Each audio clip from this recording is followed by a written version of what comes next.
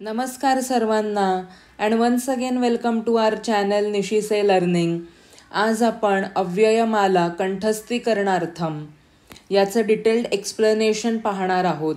मागच्या व्हिडिओमध्ये मी तुम्हाला फक्त हे सुभाषित म्हणून दाखवले होते.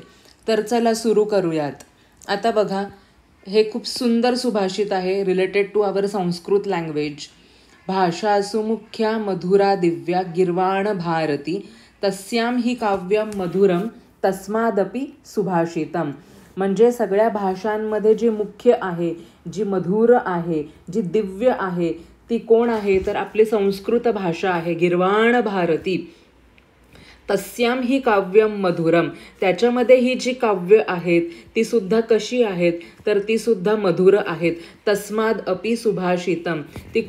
त्यांना आपण काय म्हणतो तर त्या मधुर काव्यांना आपण सुभाषितम म्हणतो.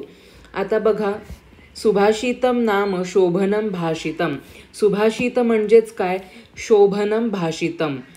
संस्कृत साहित्य विपुलानि सुभाषितानि सन्ति. अल्पाक्षरत्वं सुभाषितानां वैशिष्ट्यं. मधुराणि गेयानि अर्थपूर्णानि एतानि सुभाषितानि. आता इकडे आपल्याला सुभाषिताचं इम्पॉर्टन्स दिलेलं आहे. सेम जेव्हा तुम्ही निबंध लिहिणार तेव्हा तुम्ही हे वापरू शकता. इथे जे काही दिलेलं आहे ना इम्पॉर्टन्स ऑफ सुभाषित, हे सेम तुम्ही वापरू शकता. आता तुम्हाला माहितीच असेल की आपल्या संस्कृत भाषेमध्ये there are many many many subhashit. आणि सुभाषिताचं एक इम्पॉर्टंट कॅरेक्टरिस्टिक हेच आहे की खूप छोट्या शब्दांमध्ये किंवा तुम्ही बघा ना 2 लाईनीमध्येच तुम्हाला इतकं ते गहन म्हणजे गभीर अर्थ देतील, इतकं ते डेप्थ मिनिंग देतील की तुम्ही जरी एक सुभाषित आपल्या लाईफला लावून घेतलं आणि तसंच जर तुम्ही तुमच्या लाईफ टाईम वागायचं ठरवलं तरी तुम्हाला जीवन पलटलेलं दिसेल, चेंज होताना दिसेल. सगळे सुभाषित खूप सुंदर मिनिंग सांगतात. मधुराणी गेयाने. आणि अजून एक आहे की तुम्ही ती गाऊ पण शकता, तुम्ही त्याला चालसुद्धा लावू शकता. अर्थपूर्ण तर ती असतातच. सुभाषितानां पठनेन वाणी सुसंस्कृता. आणि जर आपण जेव्हा सुभाषित पाठांतर करतो त्याच्याने आपली वाणीसुद्धा कशी होते तर सुसंस्कृत अशी आपली वाणी होते. तुम्ही कुठेही फॉर एक्झाम्पल इलॉक्युशन कॉम्पिटिशन असेल, एसेस असतील, कुणीकडेही ही सुभाषित तुम्ही वापरू शकता. इट्स लाईक 4 चांद लग जाएंगे. It's like cherry on a cake. Okay. सुभाषितानां पठनेन वाणी सुसंस्कृता निर्दोषाच भवती. आणि निर्दोष पण आपली वाणी होते, सुगम होते, सरळ होते. आपले प्रनन्सिएशन सुधारतात. वक्तृत्व कलायां निपुणता संपादनार्थम उत्कृष्ट निबंध लेखनार्थम च तानि अतीव उपयुक्तानि. As I told you that you can use this subhashit in your elocution, in your essays. अतः इयं सुभाषितानां माला छात्रैः अवश्यम कंठे धारणीया. त्यामुळे ही जी सुभाषित माला तुम्हाला दिलेली आहे ती तुम्ही नक्कीच पाठांतर करा आणि तुमच्या लाईफमध्ये ॲप्लायसुद्धा करा. मी तर म्हणेन कंठस्थीकरणार्थम तुम्हाला तर ते पाठांतर करायचंच आहे. आता बघा, ही अव्ययमाला आहे.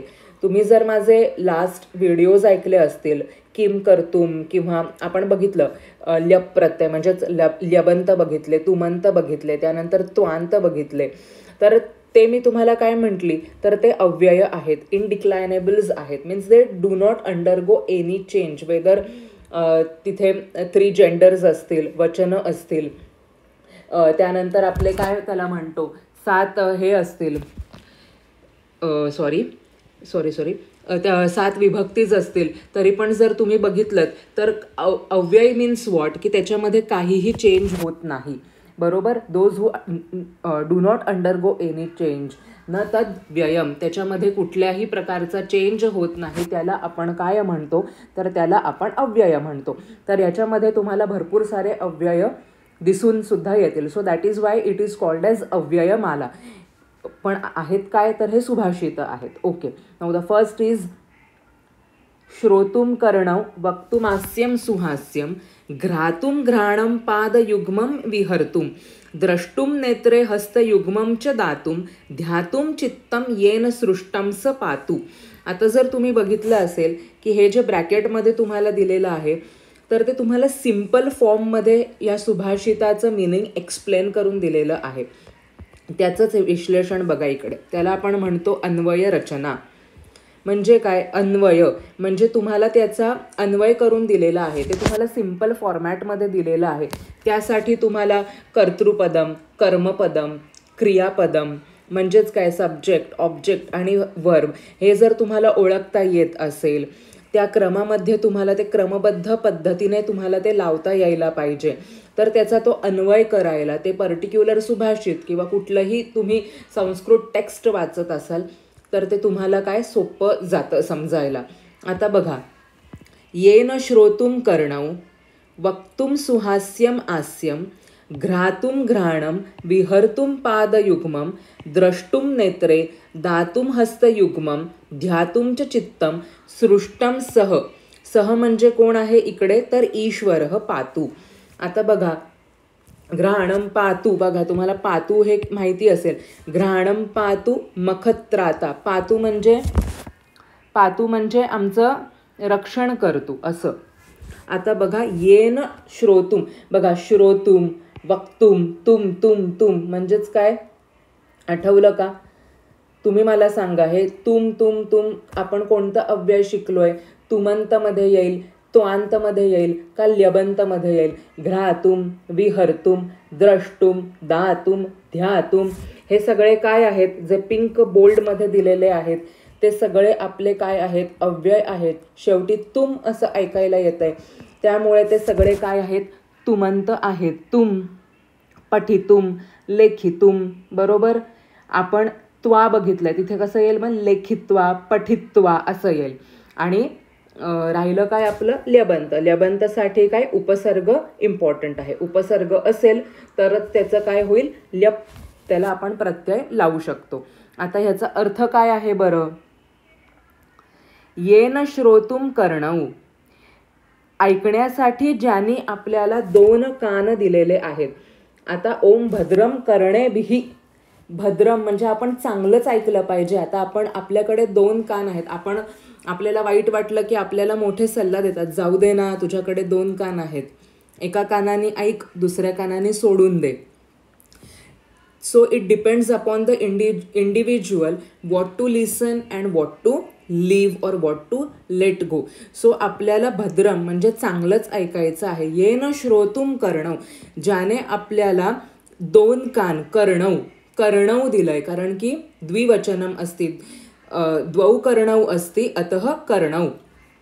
श्रोतुम ऐकण्यासाठी. आता बघा, श्रोतुम ऐकण्यासाठी, तुमंत आहे इकडे. वक्तुम बोलण्यासाठी, म्हणजे वक्तुम सुहास्यम बोलण्यासाठी सुंदर आपल्याला काय दिलेलं आहे? सुहास्यम. सुहास्यम म्हणजे काय? हास्ययुक्त तोंड त्याने आपल्याला दिलेलं आहे. येन कुणीतरी, आपण बघूयात कोण आहे तो.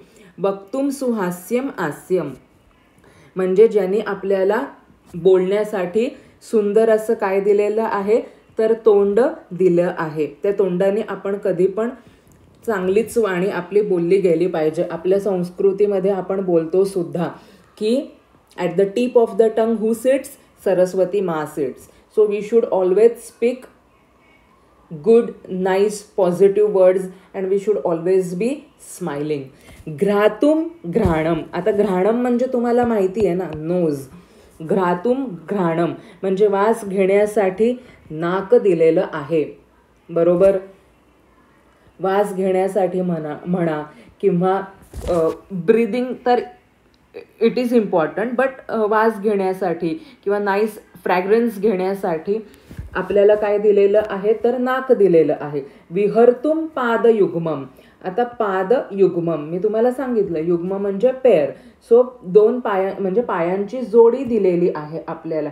कशा बरंसाठी दिलेली आहे? तर छान इकडे तिकडे भ्रमंती करण्यासाठी. विहर्तुम फिरण्यासाठी आपल्याला काय दिलेली आहे? पायांची जोडी दिलेली आहे. द्रष्टुम नेत्रे, नेत्रे बघा, वनम वने, नेत्रम नेत्रे नेत्राणी. दोन आहेत ना, म्हणून नेत्रे. द्रष्टुम बघण्यासाठी, छान बघण्यासाठी. आपल्या आसपास good things are also there, bad things are also there. So again it depends upon the particular individual to see whether it is good or bad. So आपल्यासाठी जे चांगलं आहे तेच आपण केलं पाहिजे. द्रष्टुम नेत्रे, छान छान बघण्यासाठी आपल्याला काय दिलेले आहेत, तर नेत्र, नयन दिलेले आहेत. दातुम हस्तयुग्मम, दातुम, we should always be a donor. आपण हमेशा देत राहिलं पाहिजे. Giver, we should always be a giver. So Datum हस्तयुग्मम, हस्त म्हणजे हात, हाताची जोडी म्हणजे दोन हात आपल्याला देवानी ॲज अ गिवर म्हणून टू गिव्ह ऑलवेज. ध्यातुम च चित्तम, आणि ध्यान करण्यासाठी आपल्याला काय दिलेलं आहे, तर चित्त म्हणजे मन दिलेलं आहे. जर तुम्हाला माहिती असेल, आपण आपल्या योगामध्ये योगामध्ये सांगितलेलं आहे की जे हे चित्त आहे ते स्थिर करण्यासाठी आपल्याला मेडिटेशन वगैरे करतो आपण. तर ध्यान करण्यासाठी आपल्याला काय दिलेलं आहे, चित्त दिलेलं आहे. सृष्टम सह ईश्वरः पातु. सो ज्या ईश्वराने निर्माण केली ही सृष्टी आहे तो ईश्वर आमचे काय करो, पातू, रक्षण करो. ज्या ईश्वराने आम्हाला हे सगळे बॉडी पार्ट्स दिलेले आहेत तो ईश्वर आमचं काय करो, सह ईश्वरः म्हणजे सह पातू, आमचं रक्षण करो. तुम्हाला जर रामरक्षा माहिती असेल, घ्राणम पातु मखत्राता मुखम सौमित्रिवत्सलः जिह्वां विद्या निधिः पातु कंठम भरतवंदितः. ते जे श्लोक आहेत आय थिंक टिल 10 पर्यंत आहेत. From forehead to your toes. Vibhishana चा जो उल्लेख आहे टोज पर्यंत आहेत. म्हणजे रामरक्षेमध्ये सुद्धा ते जे 10 श्लोक आहेत ते आपल्याला काय इनडिरेक्टली आपल्याला रामाला सांगतायत की तू आमच्या ह्या बॉडी पार्टचं रक्षण कर. बघा, जानुनी सेतुकृत पातू जंघे दशमुखांतकः पादव विभीषण श्रीद पातू रामो खिलम वपुहू. वपुहू म्हणजे बॉडी, तर तू आमच्या पूर्ण बॉडीचं काय कर, रक्षण कर. So it is indirectly nothing but म्हणजे हे जे 2 श्लोक आहेत ते इनडिरेक्टली आपल्याला सेमच सांगत आहेत. तिकडे ते रामरक्षेमध्ये आलेले आहेत, इकडे हे सुभाषित आलेलं आहे. अंडरस्टूड दिस मच.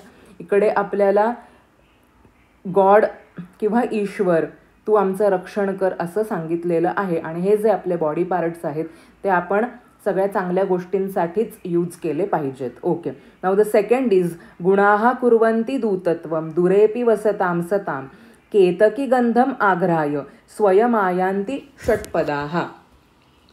कुर्वन्ति, आयांती, हे जे आहेत ते इकडे काय, आघ्राय, म्हणजे वास घेण्यासाठी. वसताम, षट्पदाः. बरोबर. आता बघा याचं अन्वय बघूयात. दूरे वसताम अपि सताम गुणाः दूतत्वं कुर्वन्ति यथा षट्पदाः केतकी गंधम आग्राय, म्हणजेच मधुपानाय स्वयं आयांती. याचा अर्थ असा होतो की दूतत्वं दुरेपी वसताम म्हणजे काय, जे सज्जन आहेत ते जरी दूरवर जरी राहत असले तरी त्यांचे जे गुणाः आहेत ते काय करतात, तर ते जे गुण आहेत त्यांचे जे सद्गुण आहेत ते त्यांच्या दूताचं काम करतात. मीन्स वॉट, जरी एखादा सज्जन दूर असला तरी पण आपण त्याच्याकडे आकर्षितच होतो. Only because of its good, only because of its good characteristics or only because of the good things he is having. त्यामुळे त्याला असं सांगायची गरज नाही आहे की मी सज्जन आहे, माझ्याकडे या वगैरे, असं त्याला सांगायची गरज नाही आहे. त्याचे जे गुण आहेत तेच त्या गोष्टीचं काय करतात, काम करतात. बरोबर. मीन्स त्याचे जे गुड क्वालिटीज आहेत, it acts as a bridge between us. कितीही दूरवर एखादा सज्जन असेल, कोसो दूर जरी असेल तरी पण आपण त्यांच्याकडे त्यांचा आशीर्वाद घ्यायला किंवा त्यांचं प्रवचन ऐकायला जातोच, कारण की त्यांच्याकडे त्या गुड क्वालिटीज आहेत असं त्यांना सांगायचं आहे. एक्झाम्पल त्याने काय दिलं आहे हे आपल्याला पटवून देण्यासाठी सुभाषितामध्ये हमेशा एक तुम्ही example most of the times second लाईनमध्ये बघालच. केतकी गंधम आघ्राय स्वयं आयांती षटपदाः. षटपदाः म्हणजे काय आहे? इकडे ज्याला 6 पाय आहेत असा कोण बरं? तुम्हाला माहिती आहे केतकी म्हणजे काय? केवड्याचं फूल. तर मग केवड्याचं फूल इतकं सुगंधित असतं, त्याचा वास इतका सर्वदूर पसरतो. तुम्ही केवड्याचं फूल बघा पाहिजे तर गुगल करून, इतकं सुगंधित ते फूल असतं. काटेरी झुडूप असतं ते तरी आणि त्याचा वास इतका सर्वदूर, इतका ऑसम स्मेल असतो त्याचा.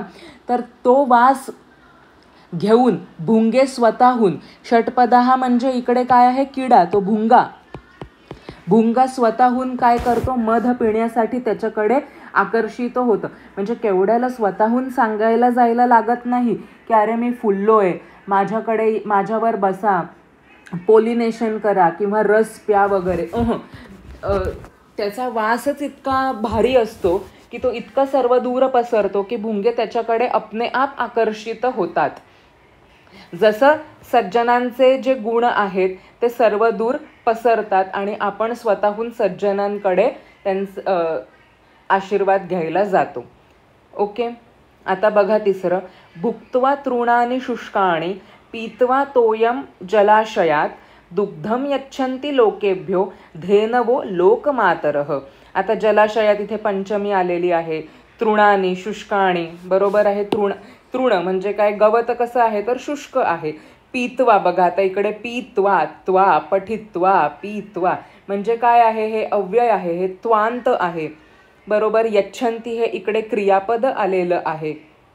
लोकेभ्यो इकडे हे चतुर्थी विभक्तीमध्ये आलेलं आहे. तर असं तुम्ही हे आयडेंटिफाय करायला शिका, तरच तुम्हाला ही जी अन्वय असतात ते तुम्हाला इझी जातील. आता बघा त्याचा आपण अन्वय वाचूया. धेनवः शुष्काणि तृणानि भुक्त्वा. भुक्त्वा सुद्धा काय आलेलं आहे आपलं? भुक्त्वा आणि पीत्वा त्वांत आहे. जलाशयात तोयम पीत्वा लोकेभ्यः दुग्धम यच्छन्ति ताः लोकमातरः खलु. म्हणजेच काय? जे धेनू आहेत, धेनू म्हणजे काय? गाई. धेनवः, धेनवः प्रथमा. तर धेनवः इकडे काय आहे? प्रथमा बहुवचनांमध्ये आलेला आहे, उकारांत, बरोबर. तर धेनू काय करतात? गाई काय करतात? तर ते शुष्काणी तृणानी खातात. सुकलेलं गवत खाऊन, जलाशयातील पाणी पिऊन. त्यांच्याकडे बिस्लरी बॉटल आहे का? फ्रीजमधील पाणी आहे का? एक्सेट्रा XYZ वॉटर आहे का? नाही. ते जलाशयातील कसंही पाणी असेल ते पितात. कुठेही त्यांना गवत दिसलं. आजकाल तर मी भरपूर ठिकाणी चित्र पाहते की बिचाऱ्या गाई प्लॅस्टिकचा कचरा खात असतात. प्लॅस्टिकच्या पिशव्या वगैरे, कचरा कुंडीमध्ये तर तो कचरा कधीच नसतो, बाहेरच असतो. तर त्या बिचाऱ्या गाई जे काही बाहेर वेस्ट पडलेलं आहे तो कचरा खातात. म्हणजे बघा ना, त्या गाई बाहेर काहीही हजार्डस असेल तरी खातात, शुष्काणी तृणानी खातात, जलाशयातील पाणी पितात आणि तरी पण देतात काय? तर दूध देतात. ज्या दुधाची किंमत आता सारखी वाढतच आहे आणि दूध is very important part of our culture. दुधाची किंमतच वेगळी आहे म्हणजे आपल्या सगळ्यांनाच माहिती आहे. पण असं सगळं असून सुद्धा देताना ते मधुरच देत आहेत, ते दूधच देत आहेत. तर आपण सुद्धा या गायींसारखंच असलं पाहिजे. आपण ऑलवेज देताना आपण चांगलंच आपल्याकडून दिलं गेलं पाहिजे. त्यामुळे इथे म्हटलंय लोकमातरः खलु, धेनवो लोकमातरः खलु. म्हणजे रिअली गायी या काय आहेत? लोकमाताच आहेत. आपण गायीला उगाचच माता म्हणत नाही. त्यांच्यामध्ये 33 कोटी देव वगैरे आहेत हा भाग असू देतच, बट स्टील ही सुद्धा एक प्रॅक्टिकल परिस्थिती आहे की त्या शुष्काणी तृणानी खातात, त्या वेगवेगळ्या गोष्टी खातात अजून, आणि जलाशयातील पाणी पितात. तरी पण त्या देताना काय देतात? सुंदर, मधुर असं, अमूल्य असं दूधच आपल्याला देतात. त्यामुळे गायी या खरंच काय आहेत? तर लोकमाता आहेत. माता, मातरौ, मातरः बहुवचनम अस्ति अत्र. ओके. अकृत्वा परसंतापम अगत्वा खलमंदिरम अनुत्सृज्य सताम वर्त्म यत् स्वल्पमपि तद्बहु. आता बघा ह्याचा अन्वय बघा. हे बघा इथे परत अकृत्वा, कृत्वा, त्वा, अगत्वा, गत्वा, गमगच्छ, अगत्वा, अनुत्सृज्य. आता बघा इकडे अनु हे काय लागलेलं आहे, उपसर्ग लागलेलं आहे, त्यामुळे हा ल्यप प्रत्यय आलाय, ल्यबंत आहे. खलमंदिरम. Okay fine.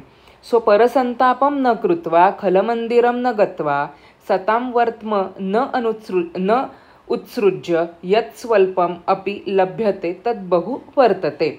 इकडे आपण स्वतःहून क्रियापद लावलेलं आहे. आता ह्याचा सरलम अर्थम किम अस्ति. परसंतापम न कृत्वा म्हणजे काय, दुसऱ्याला दुःख न देता, विदाऊट हर्टिंग अदर्स. खूप खूप मोठी गोष्ट आहे, विदाऊट हर्टिंग अदर्स. खलमंदिरम न गत्वा म्हणजे काय, दुष्टाच्या घरी न जाता. सताम वर्त्म न उत्सृज्य सज्जनांचा मार्ग न सोडता. यत् स्वल्पम अपि लभ्यते. मग जे काही आपल्याला, यत् स्वल्पम, स्वल्पम म्हणजे जे काही अल्प, कमी, अपि लभ्यते म्हणजे जे काही आपल्याला लभ्यते. इकडे बघा आत्मनेपदी धातू आहे, लभ्यते. जे काही आपल्याला कमी कमी का नाही असू देत, मिळेल, तद बहु वर्ततेच आपण काय मानायचं, मोठं मानायचं. पण कोणाला हर्ट नाही करायचं, दुर्जनांच्या किंवा दुष्टांच्या घरी नाही जायचं. चांगलेपणाचा मार्ग किंवा सत्याचा मार्ग किंवा सज्जनांची संगत नाही सोडायची. आणि हे सगळं करून सुद्धा it is very difficult to follow in such world, you know, where everybody is doing something or other.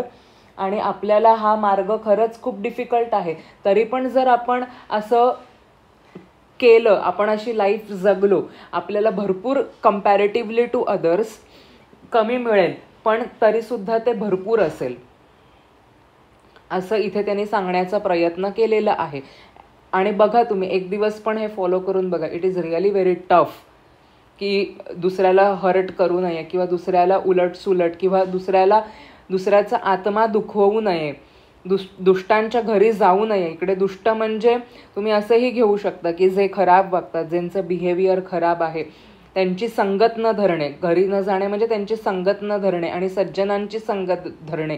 म्हणजे आजकालचं जे बोरिंग वाटतं तेच तुम्हाला करायला सांगितलंय असं, तर त्याच्याने आपल्याला जरी कमी लाभ मिळेल तरी तेच खरं आहे, तेच आपल्याला भरपूर काही देऊन जातं, असं ह्याने इकडे आपल्याला या सुभाषितातून सांगितलेलं आहे. आता बघा, हा एक चाटू श्लोक आहे. यस्य षष्ठी चतुर्थी च विहस्य च विहाय च अहम कथम द्वितीया स्यात् द्वितीया स्यामहम कथम. म्हणजे काय, यस्य कृते विहस्य विहाय इति षष्ठी विहाय इति चतुर्थी अहम कथम च इति द्वितीया स्यात् तस्य अहम द्वितीया पत्नी कथम स्याम.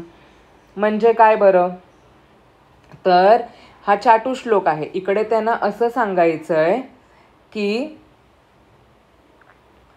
विहस्य, आता बघा तुम्ही षष्टी अभ्यास केली आहे, चतुर्थी म्हणजे विहस्य काय आहे तर बाबा षष्टी आहे, विहाय काय आहे तर बाबा चतुर्थी आहे, अहम कथम तर द्वितीय आहे बाबा. मग मी द्वितीय पत्नी कशी काय बनू. म्हणजे ह्याचा अर्थ असा आहे की जो पुरुष विहस्य किंवा विहाय ह्या दोन शब्दांना षष्टी किंवा जर चतुर्थी समजत असेल आणि अहम शब्दाला द्वितीय समजत असेल तर त्याची मी पत्नी कसं बरं बनू. म्हणजे ह्याच्यामध्ये आपल्याला असं सांगितलेलं आहे की त्या काळी आपल्या ज्या मुली होत्या, ज्या बायका होत्या किंवा स्त्रिया होत्या, त्या इतक्या अभ्यासू होत्या की जर विहस्यला एखादा माणूस षष्टी म्हणत असेल आणि विहायाला एखादा माणूस चतुर्थी म्हणत असेल, अहमला जर तो द्वितीया म्हणत असेल, आता बघा अहम द्वितीया आहे का प्रथमा आहे, तर मी त्या माणसाची पत्नी कसं काय बनू असं. बरोबर, कारण की विहस्य आणि विहाय हे अव्यय आहेत आणि अहम हे काय आहे, अहम आवाम वयम प्रथमा हे प्रथम आहे. म्हणजे जर तो माणूस इतका मूर्ख असेल तर त्या मूर्ख माणसाची पत्नी मी कसं काय बनू. म्हणजे त्या काळी एवढं ग्रामर समजण्या इतपत आपल्या स्त्रिया खूप शिकलेल्या होत्या. हा एक चाटू श्लोक आहे, ह्याच्यातनं त्यांना हेच सांगायचंय. समजलं? ओके. आता बघा, प्रारभ्यते प्रारभ्यते न खलु विघ्नभयेन नीचैः प्रारभ्य विघ्न विहता विरमन्ति मध्याः विघ्नैः पुनः पुनरपि प्रतिहन्यमानाः प्रारब्धम उत्तमजना, इकडे संधी आहे, न परित्यजन्ति. आता परित्यजन्ति, त्यानंतर विरमन्ति, त्यानंतर हे तुमचे काय झाले तर क्रियापद झाले. प्रारभ्य भूत्वा, हे प्रारभ्य काय आहे तर आपलं ल्यप प्रत्यय आहे. भूत्वा त्वा आहे. आता बघा ह्याचं अन्वय, विघ्नभयेन खलु निचैः कार्यं न प्रारभ्यते कार्यं प्रारभ्य विघ्नविहताः भूत्वा मध्याः विरमन्ति विघ्नैः पुनः पुनः प्रतिहन्यमानाः अपि उत्तमजनाः प्रारब्धं न परित्यजन्ति. म्हणजे consistency, the fruit of consistency. Why successful people are successful? What is the reason or secret behind those things? इकडे आपल्याला सांगितलेलं आहे. अत्यंत खालच्या दर्जाची माणसे संकटाच्या भीतीने कार्य सुरू करीतच नाहीत. म्हणजे बघा, विघ्नभयेन खलु निचैः कार्यं न प्रारभ्यते. म्हणजे बाबा संकट येतील, मग मी कसं बरं करू, माझ्याकडे हेच नाही आहे, माझ्याकडे ही डायजेस्टच नाही आहे, माझ्याकडे लॅपटॉपच नाही आहे, ओके आमच्याकडे आता वायफायच नाही आहे, मग मी कसा बरं अभ्यास करणार, माझ्यासोबत तर कोणीच नाही आहे. So if you are giving lots and lots of reasons and focusing only on the obstacles you are having in your life, then it is very much difficult for you people to be successful. So विघ्न भयेन म्हणजे विघ्नाच्या भयाने, ऑब्स्टॅकल्सच्या भयाने, नीचही लोक म्हणजे अशी जी लोक आहेत त्यांना नीच इकडे म्हटलेलं आहे. अशी लोक कार्य सुरूच करत नाहीत. आता बघा, मध्यम प्रतीचे जे लोक आहेत, कार्यम प्रारभ्य विघ्न विहताः भूत्वा मध्याः विरमन्ति. म्हणजे मध्येच बघा, म्हणजे जेव्हा एखादा माणूस काम तर सुरू करतो रिस्क घेऊन, पण मध्येच सोडून देतो only because he is facing obstacles. अरे आता पैशांची अडचण आली, I am facing money issues, किंवा पार्टनरनी माझं साथच सोडून दिली, अरे मला आता होतच नाही आहे, ह्याच्यामध्ये किती मेहनत आहे. So we are giving out many excuses because we are scared of particular things. So अशा लोकांना सुद्धा सक्सेस कधीच प्राप्त होत नाही. So middle class people start to work and in middle only they leave the work. Okay. आता बघा, विघ्नैः पुनः पुनः प्रतिहन्यमानाः अपि उत्तमजनाः प्रारब्धं कार्यं न परित्यजन्ति. म्हणजे ते कधीच सोडत नाहीत. They don't give up the work one started. म्हणजे ऑब्स्टॅकल्स किती पण येऊ देत, किती पण मुश्किले येऊ देत, but one started they will never ever leave what they have started. So consistency matters, mentality or your thinking matters here. त्यामुळे जे सक्सेसफुल किंवा जे बोलू शकतो आपण एक ज्यांच्याकडे गुड लिडरशिप क्वालिटी असते किंवा जे सक्सेस पुढे जाऊन जे गोल ओरिएंटेड असतात, जे सक्सेसफुल माइंड सेटचे असतात, त्यांच्यामध्ये किती पण ऑब्स्टॅकल्स आले, किती पण प्रॉब्लेम्स आले, they will never leave what they have started. So it is important for you people, कितीही काहीही झालं तरी गिव अप करायचं नाही. Don't give up unless and until you succeed in your life. Okay. आता बघा, स्थानभ्रष्टा न शोभन्ते दंता केशा नखा नराः इति विज्ञाय मतिमान स्वस्थानं न परित्यजेत. आता बघा, स्थानभ्रष्टाः दंताः केशाः नखाः नराः च न शोभन्ते इति विज्ञाय मतिमान नरः स्वस्थानं न परित्यजेत. म्हणजे काय, आता बघा, दंताहा, केशाहा, नखाहा. नराहा म्हणजे काय? मनुष्य. तर दात, केस, नखे आणि माणसे आपापल्या स्थानापासून दूर झाली की शोभत नाहीत, हे ओळखून बुद्धिमान माणसाने आपले स्थान म्हणजेच पद सोडू नये. म्हणजे काय? दंतहा, केशाहा, नखाहा ह्यांचं जर स्थान बदललं तर ते तिकडे शोभून दिसतील का? तर नक्कीच नाही. तसंच जो बुद्धिमान न शोभन इति विज्ञाय, हे जाणून मतिमान म्हणजे जो बुद्धिमान मनुष्य आहे नरह स्वस्थानम न परित्यजेत, त्यामुळे त्यांनी आपलं काय ते पोझिशन सोडू नये. An intelligent person should not leave his position knowing that those who have moved his position, मग त्यांना तो रिस्पेक्ट तसा मिळत नाही असं. knowing that his teeth or etc have moved away from their position. So ह्या सुभाषितामध्ये आपल्याला सांगितलेलं आहे की आपण आपलं पद किंवा आपलं पद जे आहे ते आपण सोडू नये. आता बघा, दैवम एवेती किंवा दैवमेवेती संचित्य न स्व उद्योगम नरस्त्यजेत अनुद्यमेन कस्तैलम तिलेभ्यः प्राप्तुम अर्हति. दैवम एव इति संचित्य नरः स्व उद्योगम न त्यजेत अनुद्यमेन तिलेभ्यः तैलः कः प्राप्तुम अर्हति. म्हणजे बघा, जर आपण असंच विचार केला की दैवत सर्व काही करेल आणि म्हणून माणसाने आपला उद्योग सोडू नये, म्हणजेच काय? उद्योग न करता तिळापासून तेल मिळवणे कोणाला जमेल? है ना. अनुद्यमेन म्हणजे जो कोणी उद्योग करत नाही तर त्याला तिळापासनं तिळाचं तेल कसं काही मिळेल? म्हणजेच काय? आपल्याला आपलं जॉब, आपलं वर्क किंवा आपलं स्टडी किंवा आपलं कर्म हे सतत करतच राहिला पाहिजे. जोपर्यंत आपण करत नाही तोपर्यंत आपल्याला पर्टिक्युलर गोष्ट मिळणार नाही. या luck is a factor, no doubt, destiny is a factor, no doubt, but until and unless you work hard for your goals, you will not achieve those goals. तेच इकडे सांगितलंय की तुम्ही दैव करेल म्हणजेच काय? डेस्टिनी वर्कआउट करेल. माझ्या डेस्टिनी किंवा नशिबामध्ये हेच लिहिलेलं आहे म्हणून तुम्ही काहीच केलं नाहीत तर कसं काय होईल बाबा? तुमचं नशीब कसं काय बदलेल? म्हणून इकडे हे एक्झाम्पल तिळाच्या तेलाचं दिलंय. जर तुम्हाला तिळापासनं सेस्मे ऑइल जर काढायचं आहे तर तुम्हाला त्याच्यासाठी मेहनत करावीच लागेल. जर दैवच देणार आहे तर तिळापासनं तिळाचं तेल कसं काय निघेल? म्हणून इकडे ते तिळ आणि तिळाच्या तेलाचं सेस्मे ऑइलचं एक्झाम्पल आपल्याला दिलेलं आहे. So moral of the subhashit is that you have to work and only work to get the result. Okay. आता बघा, अन्वय रचना आपण पाहिलेली आहे. साहित्य रचना द्विधा, पद्या गद्याचं म्हणजे साहित्यामध्ये 2 रचना बघायला मिळतात आपल्याला. पद्य बघायला मिळतात, आपल्याला गद्य बघायला मिळतात. जे छंदबद्ध असतं, छंदामध्ये बद्ध असतं मीटरमध्ये, आणि जे गाऊ शकतो त्याला आपण पद्यरचना बोलतो.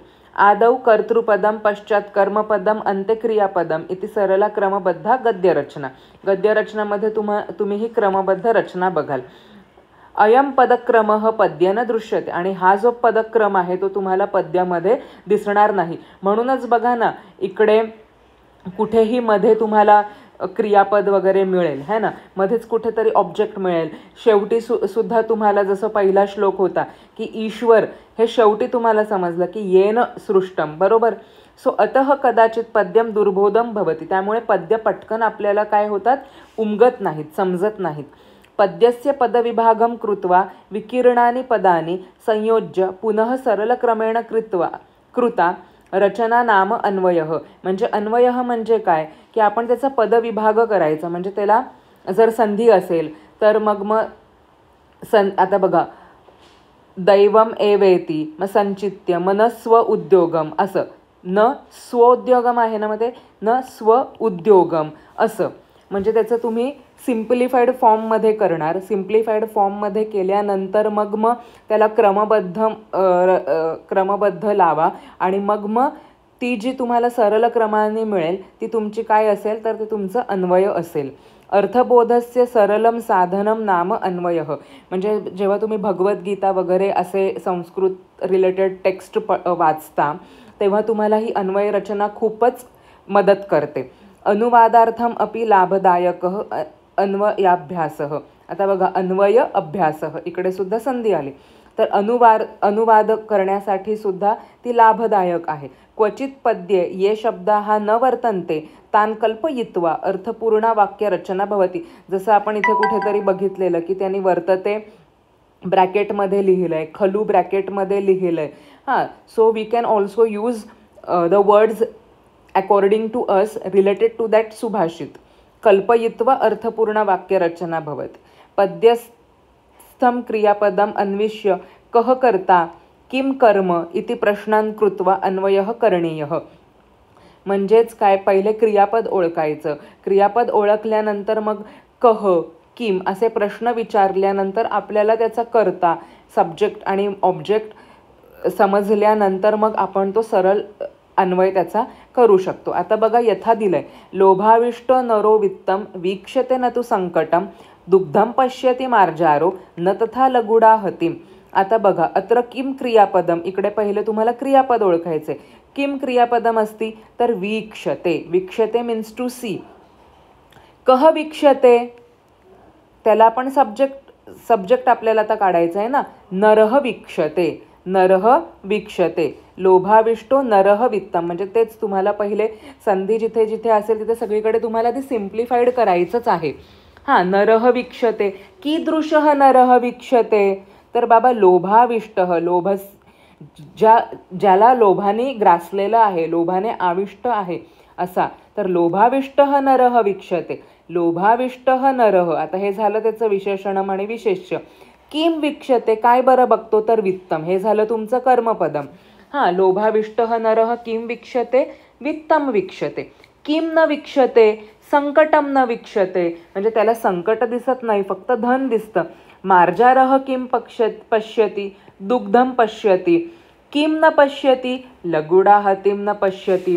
आता तुम्हाला याचा अन्वय कसा लिहिता येईल, यथा लोभाविष्टः नरः वित्तम वीक्षते संकटम न तु वीक्षते तथा मार्जारः दुग्धम पश्यति लगुडा हतिम तु न पश्यति. आता बघा, हे सुभाषित किती इझी झालं समजायला, की जसा लोभाने आविष्ट किंवा ग्रीडी नर, त्याला धन दिसतं, त्या मनुष्याला धन दिसतं पण संकट दिसत नाहीत, तसाच लोभाने आविष्ट मार्जाराला म्हणजेच मांजराला दूध दिसतं पण त्यामागून त्याला जी काठी पडणार आहे, मार बसणार आहे, तो नाही दिसत.